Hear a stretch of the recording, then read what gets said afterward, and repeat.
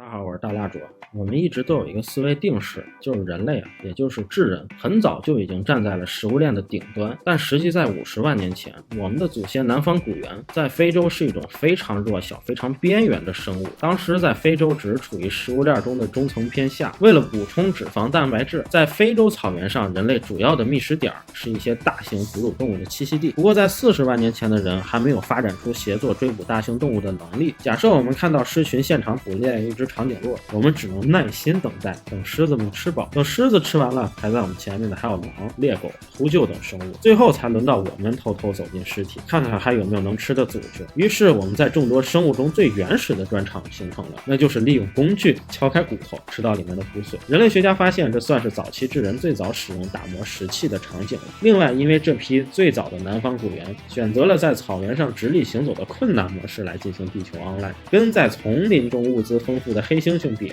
就需要更多的储藏食物。第一阶段能长期保存的高脂肪高热量食物也是骨髓，因为骨头中密封的骨髓要更长的时间才会变质。40万年前，智人学会了使用火，算是使用外界能量的开始。熟肉让我们所需要咀嚼的时间大幅缩减。要知道，黑猩猩每天用于咀嚼生肉的时间要花5个小时以上。而烹调技术的发明与大脑发育也有关系，因为烹调可以储藏食物了，我们无需像别的物种那样具备能长期储藏能量的庞大的胃与肠道。毕竟较大的大脑和强大的消化系统都需要耗费巨大的能量，很难兼得。每天只花1个小时就完成了所有的进食任务吃得太饱，智人也就有了更多的时间来思考诗和远方，算是对好奇心进行持续训练。便于储藏、易于携带的食物，也可以支持智人群落行走到更远的地方去探索宜居点。智人对空间的远超于其他物种的探索终于开始了。有学者研究，其实南方古猿语言真正的独特功能，并不在于能够精准描述当下的信息，比如猴子交流的语言中也有小心狮子、小心老鹰等不同的说法，但只有早期的智人具备描述根本不存在的事物的能力，或者说这是一种对于未知与未来想象与描述的能力。这给人类进行社会分工以及去持续的进行空间探索提供了基础从智人走出非洲，再到哥伦布出海，甚至如今我们对太空的探索，都是基于这种好奇心。远古时我们对陆地空间的探索，主要的方法就是在空间中大量的标记比如用特定形状的石头作为标志物。我记得我在10年前玩没有地图的 Minecraft 时，会用土块垒一些高塔做参照物。4万年前的非洲洞穴岩画中也发现了人们绘制的游牧定居点的描绘图，但史学家没有将其定义成最早的地图。4万年前智人最大的一个壮举是到达了澳大利亚，直到今天专家学者也无法解释，在没有罗盘的当时智人是怎么过去的。但根据对澳洲本土动物的研究，也确实可以排除的是，澳洲没有自己直接演化出一群智人。后来在马绍尔群岛的原住民当中，或许可以找到一些答案。远古时期人对大海的知识可能远比我们想象的渊博，比如马绍尔地区的水手今天仍可以不靠罗盘完成很远的航行，他们依靠一种特殊的地图来指导自己的航行。地图由大量扎起来的木棍和贝壳组成，这些贝壳可以表达海岛暗礁的相对位置、洋流走向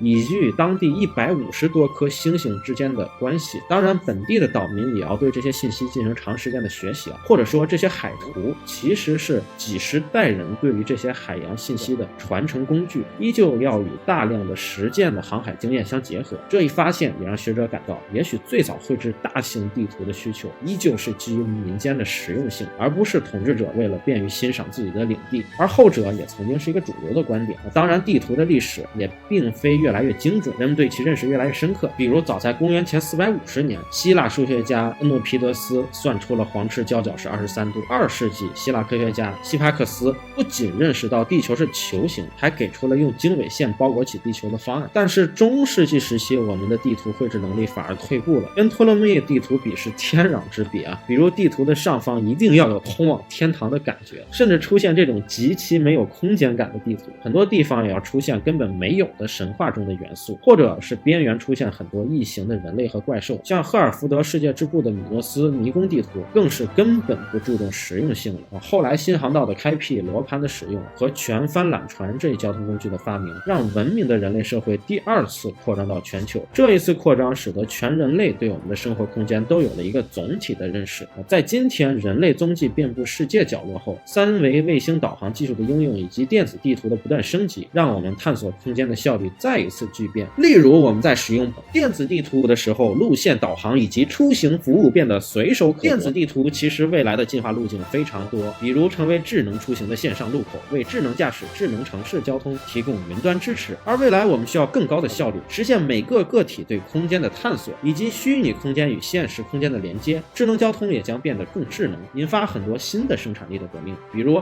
未来的智能交通，货物运输车可能最先被无人车取代，AI 可以调用道路上的每一辆车，无需司机，货物运输变得可控可预测，不仅可以大大降低物流成本，也会让交通与物流整体的效率变得更高。我们可以更早的获得网上购物的产品。在出行交通上，无人车交通理论上也能降低更多的成本，因为我们不需要人来开了， AI 也不会疲劳驾驶。国内很多家企业也在探索无人车这块新领域。说到无人车，前几天百度地图上线了一个新功能，一键呼叫无人车。之前总是听说无人车多么牛，却很少有人能体验到。现在只要在长沙，任何人都可以使用百度地图免费呼叫无人车，每辆车都配有无人车驾驶安全员和技术保障员，保障乘客的安全。虽然不是全国性的，总算让我们看到了无人车在更广泛场景应用的可能性。如果有长沙的小伙伴可以去体验一下，别忘了在评论里告诉我感受如何。